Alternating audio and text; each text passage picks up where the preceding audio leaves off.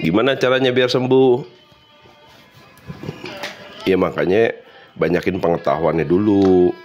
Jangan nanya caranya kalau nggak tahu. Belajar dulu, banyakin. Kenali diri dulu.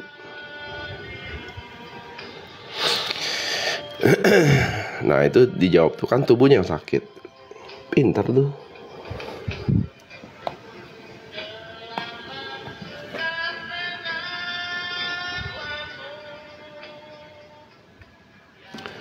Cek.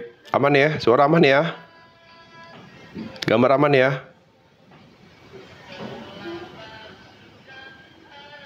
Oke. Aman. Sip, kita mulai ya. Jadi seperti biasa, Senin, Rabu, Jumat kita ketemu di jam 19.30 untuk sama-sama belajar, diskusi, dan yang terpenting adalah sama-sama saling membersamai. Nah, malam ini nih saya mau bahas soal penerimaan. Jadi seringkali sekarang pembahasan soal penyembuhan luka batin itu konteksnya adalah belajar penerimaan. Ya. Sebenarnya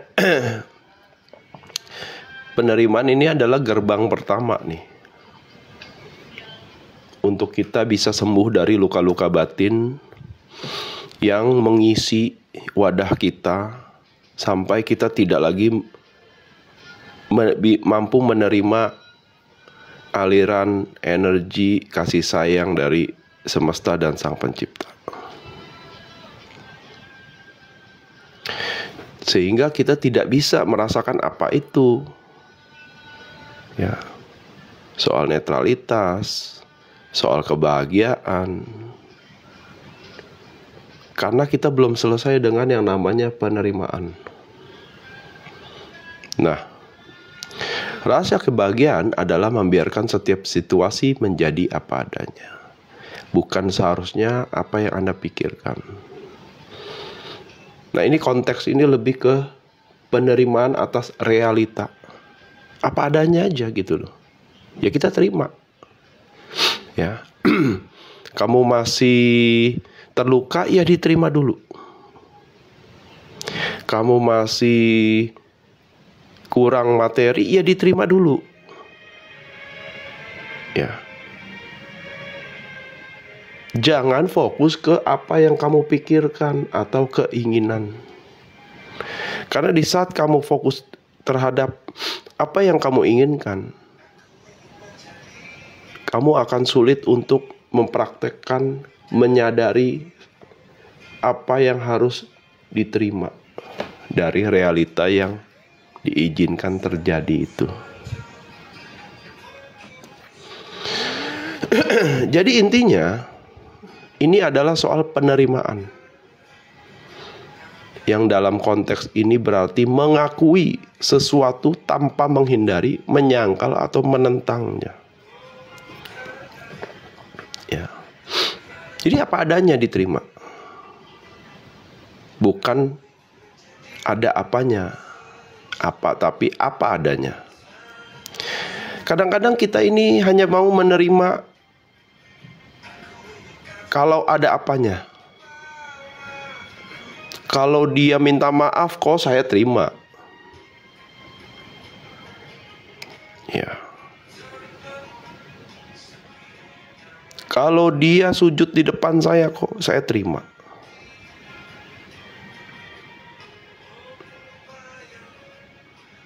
Kalau dia tidak ada di dunia ini, di kehidupan saya, baru saya bahagia. Ya, paham ya? Betul, tanpa syarat. Kayak Mas Tandri itu ya, kenapa saya masih iri dengki? Ya karena nggak bisa nerima apa adanya. Padahal realita yang dihadirkan itu adalah bentuk komunikasi dari semesta dan Sang Pencipta kepada kita. Udah, lepasin. Udah, diterima aja apa adanya.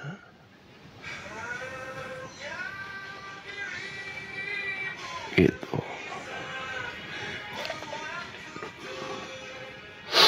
Karena pada tingkat kesadaran penerimaan ini, yaitu energi 300 di frekuensi 350, transformasi besar akan terjadi pada saat dia bisa penerimaan. Dengan pemahaman bahwa seseorang adalah sumber dan pencipta pengalaman seseorang itu sendiri. Jadi kalau Mas Tanri bilang, saya masih iri dan dengki kok.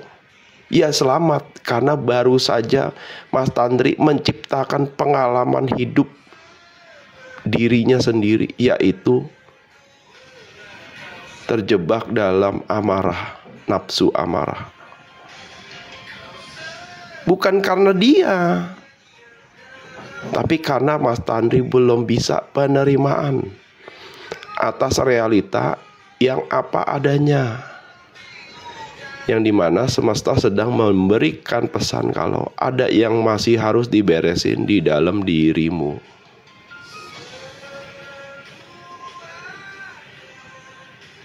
Gitu.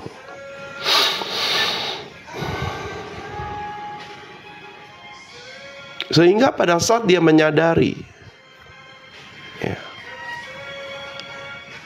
pentingnya penerimaan itu, maka dia mampu untuk mengambil tanggung jawab. Seperti itu adalah ciri khas tingkat evolusi dari level penerimaan ini, yang dicirikan oleh kemampuan untuk hidup secara harmonis dengan kekuatan kehidupan.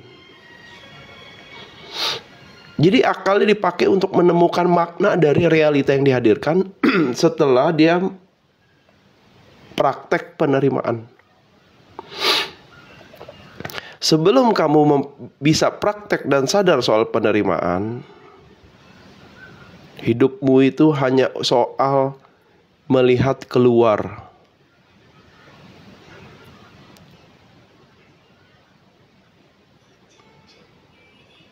Fokus kamu itu hanya terhadap apa yang terjadi di luar. Sehingga eksistensi diri sendiri itu hilang. Saya nggak ada artinya kok. Ya iya, karena kondisi itu diri kita sendirilah yang menciptakan, bukan karena oleh orang lain. Dan itulah hidup yang tidak harmonis sesuai dengan hukum alam semesta. Jadi hukum alam semesta itu adalah sistem. Pertanyaannya, kita sedang berjalan mengalir mengikuti sistem, atau kita sedang melawan arus dengan sistem-sistem itu.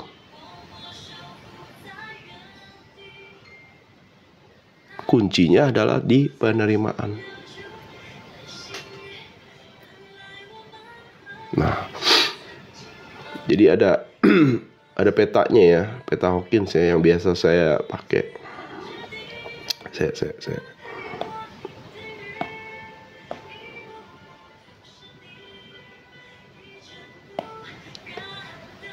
Nah,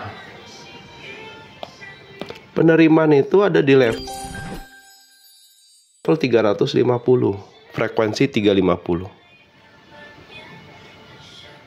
Ya.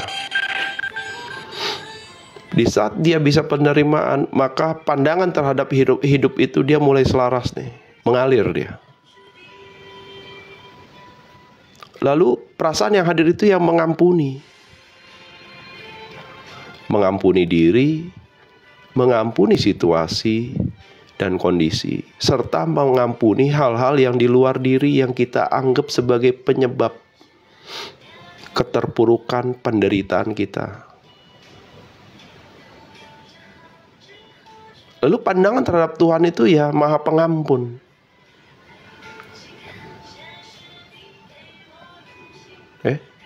Sorry di atas ya. Dan prosesnya itu adalah keterlampauan atau melampaui.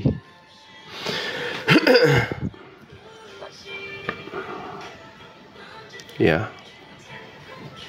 Tetapi ada juga orang-orang yang masih terjebak di force, di level force, energi rendah. Salah satunya adalah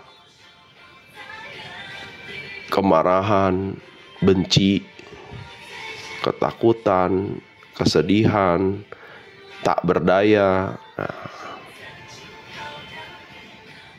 Nah ini orang-orang yang berada di bawah level 200. Yang tanda kutip dia sedang melawan arus dari sistem alam semesta. Hasrat juga, keinginan kan.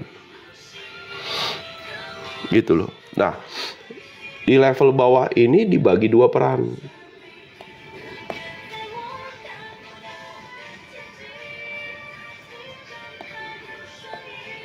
Ada dua peran di sini.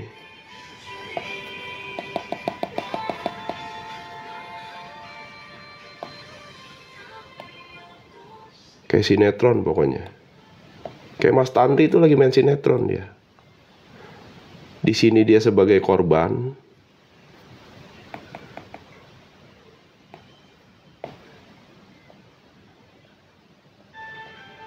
Di sini sebagai pelaku. Gitu loh.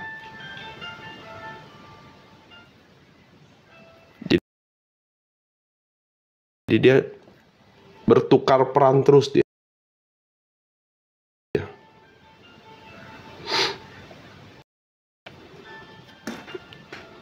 Main drama. Gitu loh. Muter aja begitu. Awas ya nanti ya kalau ini saya balas. Nah, jadi dia berniat ingin jadi pelaku. Tapi pada saat dia terdampak, dia jadi korban. Nah. Oke. Nah, baru kita masuk ke sini ya.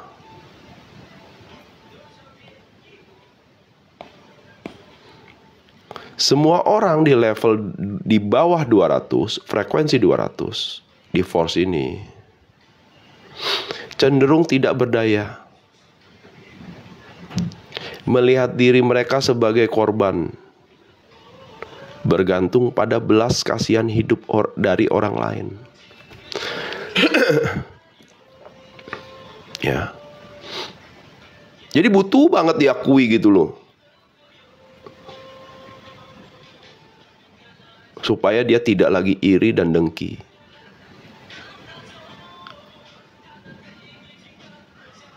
Supaya dia bisa bahagia.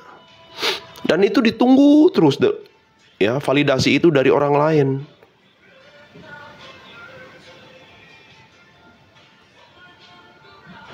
Padahal di saat yang sama dia mampu mentransformasi kejadian besar dalam hidupnya hanya dengan belajar penerimaan. Gitu loh. Hanya dengan belajar penerimaan dia berubah loh hidupnya loh. Tapi dia memilih untuk menderita, menjadi korban. Butuh validasi dari orang lain. Orang pokoknya dia harus minta maaf kok. Dia salah kok. Karena dia sudah berbuat zolim ke saya.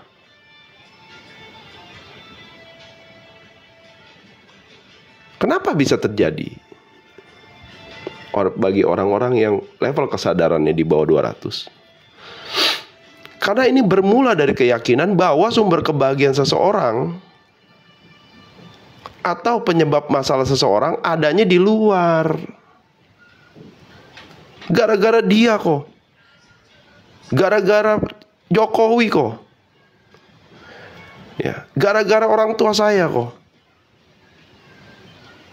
Gara-gara pasangan saya.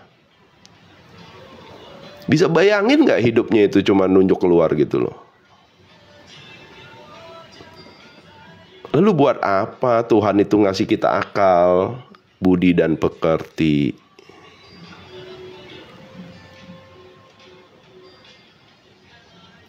Paham nggak?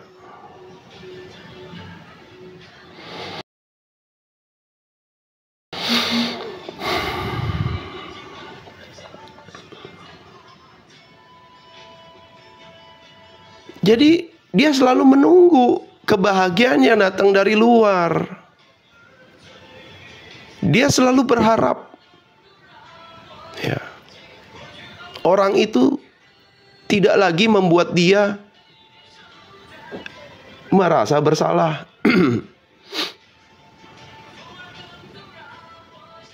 Gitu loh.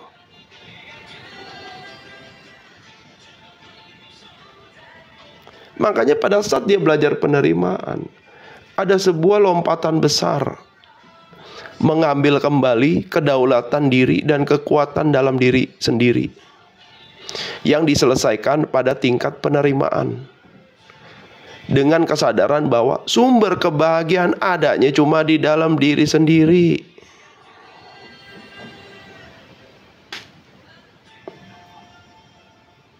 Kalau kamu terjebak dalam sebuah lingkungan yang tidak mendukung kamu, pergi.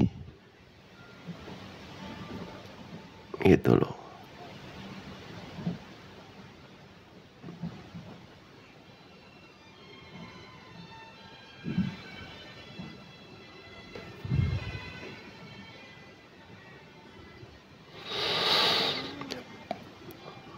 Nah, setelah dia belajar penerimaan, dia akan menyadari semua itu esensinya ada di dalam diri saya sendiri.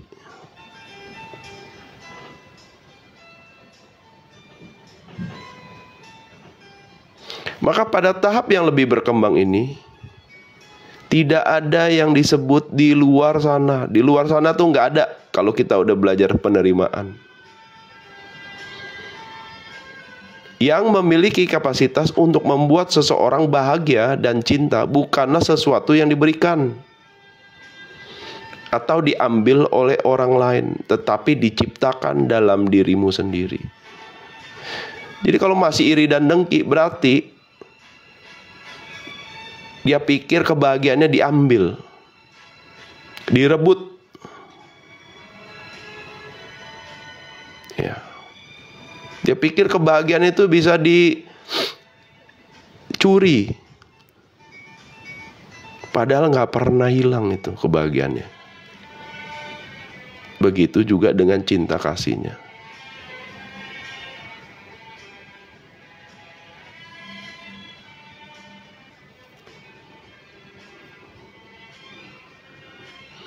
Penerimaan tidak harus disamakan dengan kepasifan, yang merupakan gejala apatis. Karena bentuk penerimaan ini memungkinkan keterlibatan dalam hidup atau partisipatif. Dengan cara hidupnya sendiri tanpa berusaha membuat sesuai, bahkan memaksakan dengan cara orang lain. Jadi yang dimaksud dengan transformasi besar itu adalah kamu akan mengenal baik potensi dirimu, baik pola ternyaman untuk kamu, ya, bahkan mengenai batasan-batasan diri yang selama ini kamu lupa hadirkan untuk bisa berada dalam ketenangan dan kedamaian. Gitu loh. Jadi dia gak punya batasan diri. Jadi dia nggak tahu mana yang masih bisa dimaklumin, mana yang sudah kelewatan gitu loh.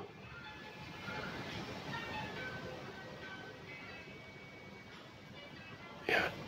Dan dia tuh nggak perlu lagi. Kalau orang udah penerimaan itu nggak perlu. Kamu mau ikutin style saya terserah, nggak ikutin juga nggak apa-apa gitu loh. Karena ini soal bagaimana saya menemukan kebahagiaan yang ada di dalam diri.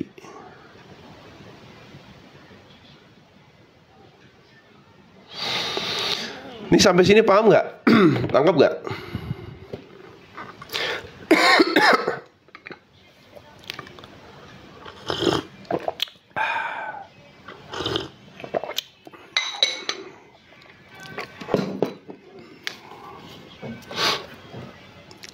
Paham ya? Kalau nggak ada yang paham nanti nggak apa-apa, bisa ditanyakan kok.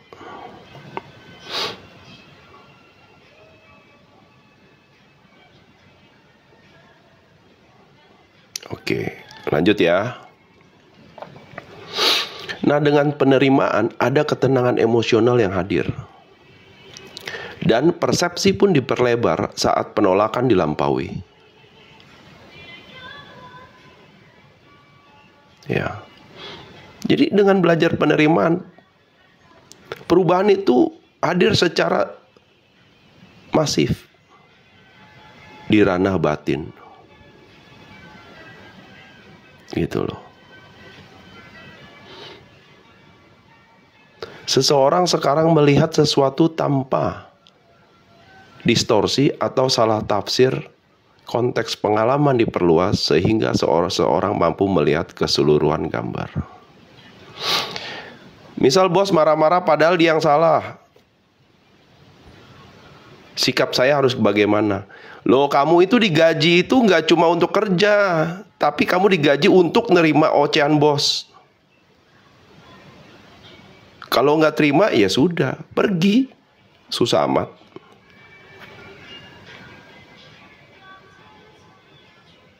Ya kita realita aja gitu loh.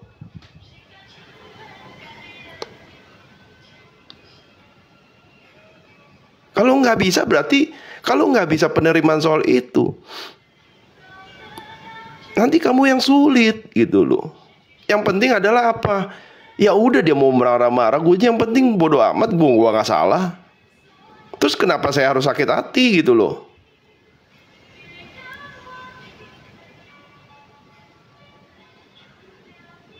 Apalagi yang digaji gede gitu. Soalnya saya pernah kerja sama orang yang tanda kutip itu yang seperti itu, dan it's okay, it's part of the deal gitu loh. Cuman nggak tertulis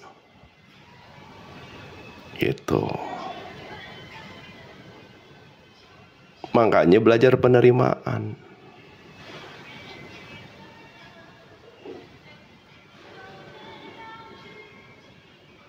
Ya.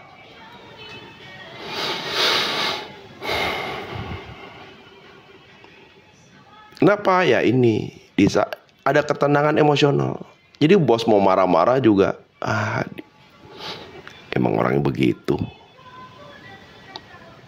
Ya. Dan persepsimu akan diperlebar gitu loh. Mungkin dia lagi banyak tagihan. Nah, ya kan artinya kita belajar memahami, belajar memaklumi. Ya, di saat penolakan kita lampaui, kita nggak resisten lagi itu, ya kan? Yang penting gajian lancar. Nah, ayo kalau gitu gimana? Kamu mau kalau dijadikan sebuah pilihan, nggak pernah marah, tapi gajinya nggak lancar. Makanya disitulah kita harus belajar untuk melihat secara gambar utuhnya. Agar apa? Agar clarity itu hadir gitu loh. Ya. Makanya kenapa penerimaan itu mampu merubah realita. Hanya dengan belajar penerimaan. Gitu loh. Akan ada transformasi besar, baik di ranah batin maupun di ranah luar batin. Gitu. Karena level kesadarannya berbeda dengan orang-orang yang masih terjebak dengan kemarahan, kebencian, tak berdaya. Aduh, sedih pokoknya. Karena dia berpersepsi untuk bahagia aja bergantung sama orang lain gitu loh.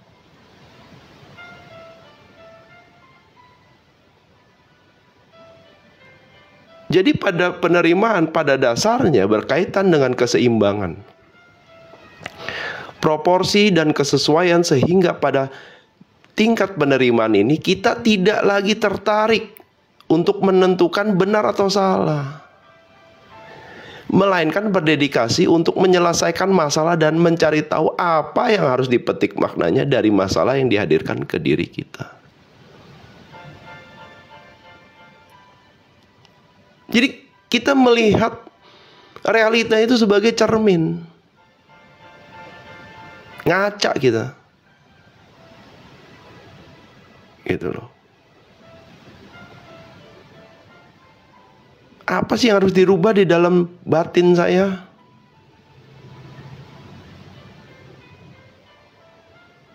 Ya.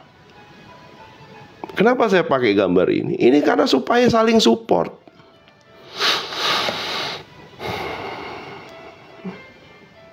Jadi pada saat dia ke-trigger, pikirannya itu akan mencari tahu, kenapa kamu ke-trigger? Bukan malah pikiran itu nyalain keluar gitu loh. Jadinya ini tetap aja luka batin.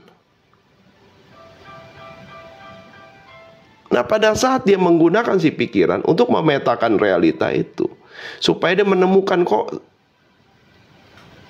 masih terluka hati saya. Nah, disitulah proses internalisasi hadir dan juga membawa kita itu untuk belajar penerimaan dan menyembuhkan. Hati-hati loh, kalau kita nggak bisa selesai dengan penerimaan, ya, mohon maaf, kamu sedang menutup, menghadirkan sebuah hijab, ya, agar jiwamu itu bisa menerima sifat Tuhan yang Ar-Rahman dan Ar-Rahim itu. Kenapa? Karena kamu tertutup dengan hijab iri dan dengki. Makanya nggak ada cinta kasih di situ. Hati-hati. Hati-hati pokoknya. Gitu loh. Mau jadi apa kamu kalau kayak begitu terus?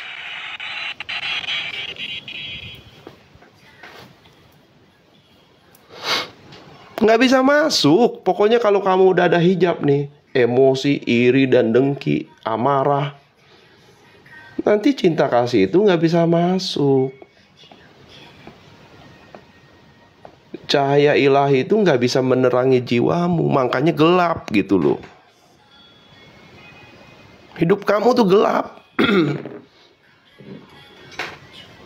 Kerjaannya ngurusin orang aja udah. Nggak tenang jiwamu. Gitu loh.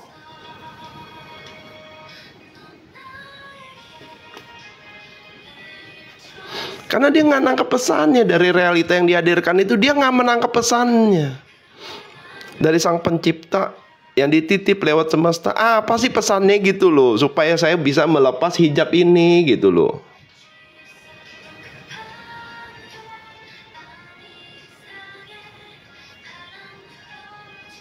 Karena selama itu tidak bisa dilampaui, maka hatimu akan terus terluka. Karena pikiranmu itu sibuk untuk menyalahkan, sibuk untuk berpersepsi, sibuk untuk terjebak dalam ketidakberdayaan itu.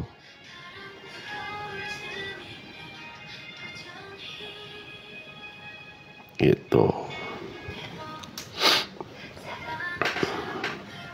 Iya benar, meaningless. Hidupnya nggak ada makna gitu loh. Nggak ada makna pokoknya. Ya, gara-gara ngurusin bos, anak nggak keurus, suami istri nggak keurus, yang parah diri juga nggak keurus. Gitu loh. Terus buat apa hidup kayak gitu tuh, mau jadi apa? Kalau kamu mudah sekali terdampak oleh hal-hal di luar diri.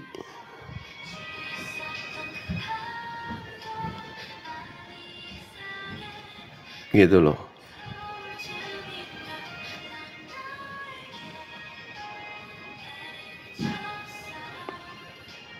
Padahal cuma belajar untuk letting go, penerimaan.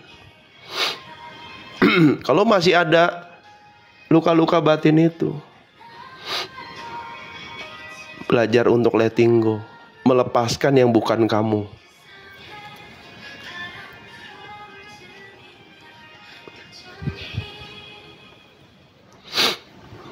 Ya. Nah, pada tingkat penerimaan kita tidak terpolarisasi oleh konflik atau pertentangan. Kita melihat bahwa orang lain memiliki hak yang sama seperti kita. Kami menghormati kesetaraan. Karena semua sudah sempurna sesuai level kesadaran masing-masing. Baik bagi yang sudah bisa sadar soal penerimaan maupun bagi mereka yang belum bisa. Gitu loh. Semua sudah sempurna sesuai level kesadaran masing-masing.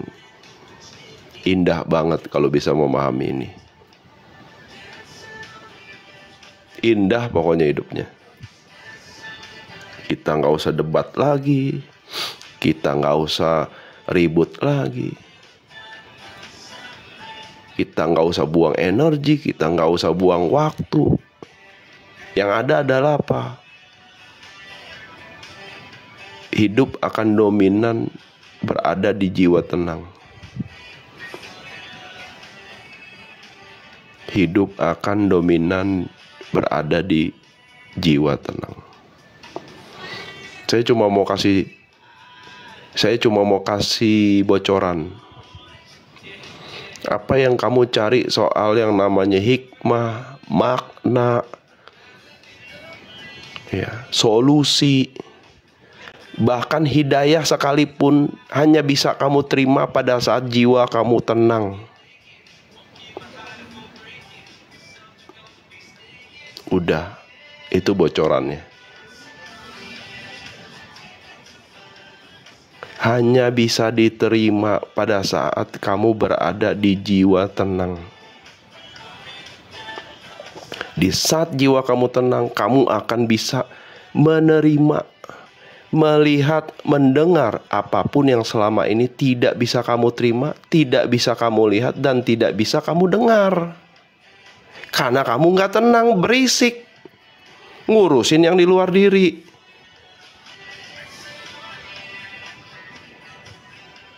Paham gak?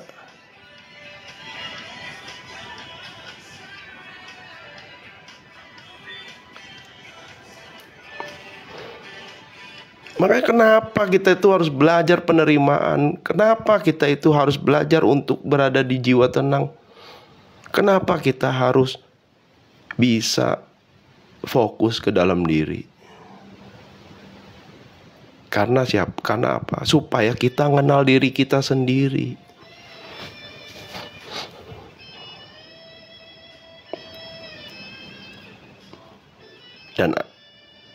Dan sadar gak? Di saat kita mengenal diri kita sendiri, kita akan mengenal pencipta kita. Jadi mulainya dari situ. Gitu loh.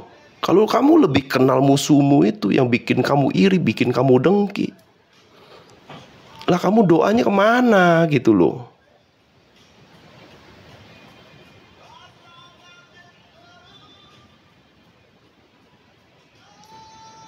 Jangan-jangan gara-gara sibuk ngurusin orang, marah, kamu lupa jadi untuk doa gitu loh.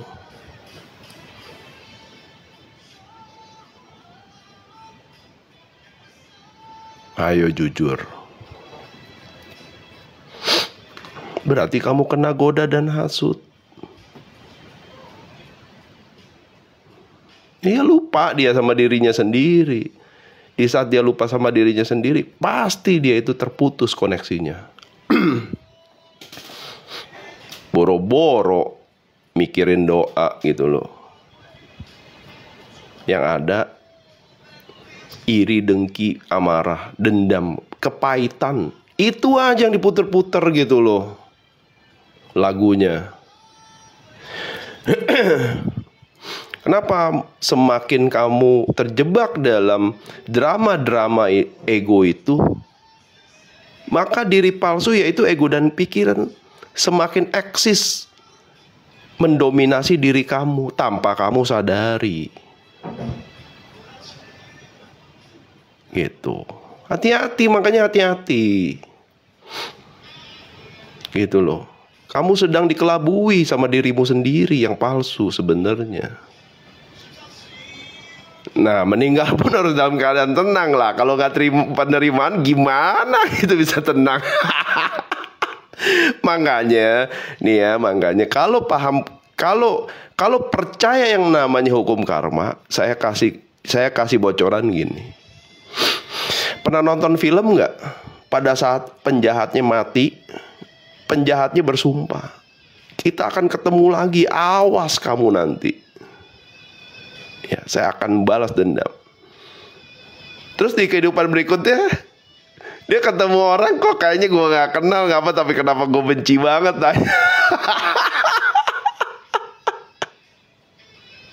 Ayo, tapi itu dongeng loh ya.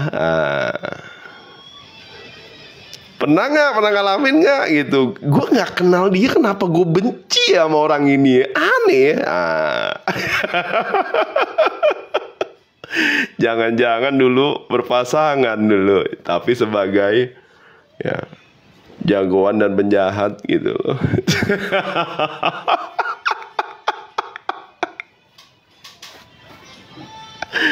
Aduh. Iya, jengkelin, ya mukanya gitu, jengkelin. Yang lucu lagi adalah apa? Ya. Udah ngeselin, ngejengkelin mukanya, dijadiin pasangan pula kan goblok gitu.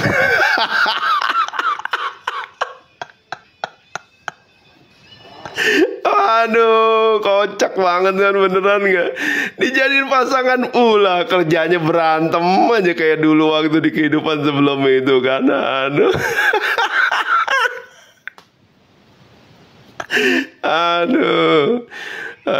Ayo, makanya ya kan, percaya nggak percaya ya, oke, bayar lah ya sekarang. Makanya janjinya itu dibayar utangnya gitu. Awas kamu ya, nanti saya hidup lagi saya kejar kamu pokoknya.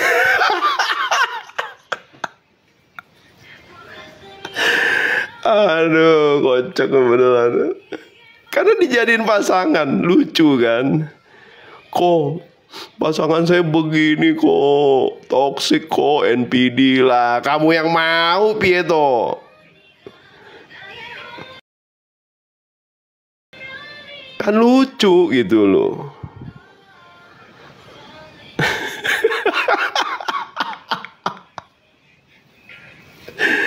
Aduh. Ya. Jadi simpelnya seperti itu ya guys ya, penerimaannya. Simpel, memang simpel, tapi transformatif itu. Ya, punya daya besar merubah kehidupan kamu gitu dan pertumbuhan jiwamu. Gitu loh. Ya. Ya, oke. Yang dari awal ngikutin gimana? Paham nggak nih? Dari materi ini.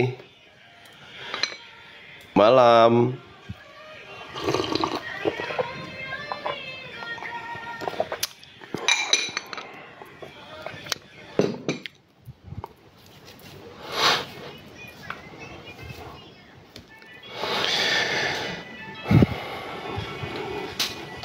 Nah, kalau ditanya caranya gimana? Fokus ke diri kamu sendiri dulu. Belajar penerimaan. Iya. Fokus ke diri kamu sendiri. Sadari kalau sumber kebahagiaan itu atau penyebab masalahmu itu bukan karena hal-hal di luar diri sana, tapi masih adanya emosi-emosi negatif yang belum kamu bisa letting go atau dirilis. Ya, tapi selama ini pikiran dan ego kamu selalu menunjuk keluar. Tuh yang salah di luar kok. Dia yang merebut kebahagiaan saya kok. Dia yang menghalangi kesuksesan saya kok. Artinya ini soal fokus. Di saat kamu fokus keluar, yang terjadi itu adalah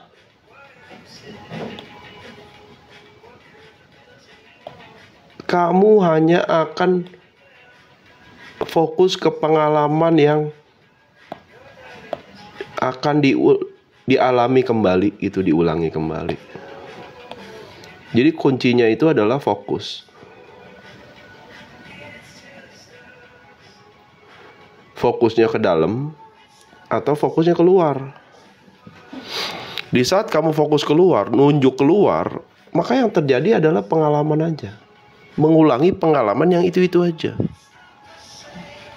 Tetapi di saat kamu fokus ke dalam diri, kamu coba belajar untuk menemukan makna dari pengalaman-pengalaman yang sudah kamu alami itu. Gitu loh.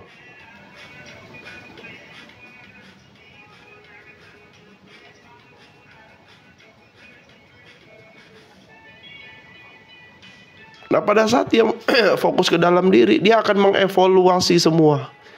Baik emosi yang dari si ego maupun logika dari si pikiran yang hanya fokus keluar.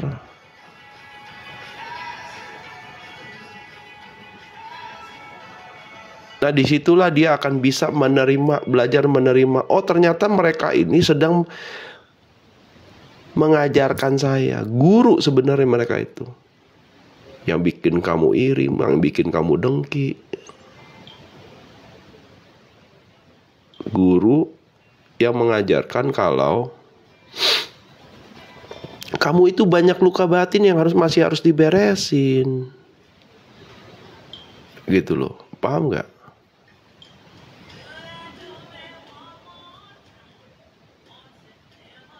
Ngerti ya? Mulai aja fokus dulu ke dalam diri. Karena kalau masih fokus keluar diri, yang terjadi adalah kamu hanya nunjuk keluar. Dan kamu akan terjebak dalam menunggu.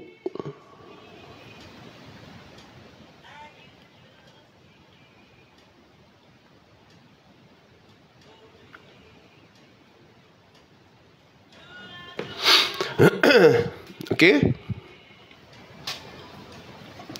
Waalaikumsalam. Ya. Jadi penerimaan itu penting. Belajarnya mulai fokus ke dalam diri, itu aja. Di saat kamu fokus ke diri sendiri, kamu akan memprioritaskan dirimu daripada orang lain. Kamu akan menjaga yang namanya dirimu sendiri dibandingkan kamu terlalu berkorban untuk orang lain.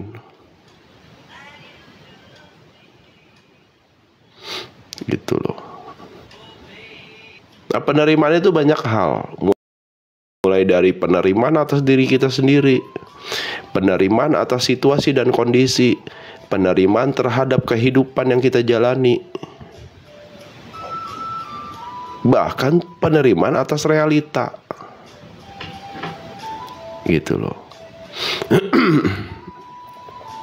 Selama itu nggak bisa diterima, ya sudah, kita akan hanyut dalam ini force drama peran korban dan pelaku, muter aja di situ. Gitu loh.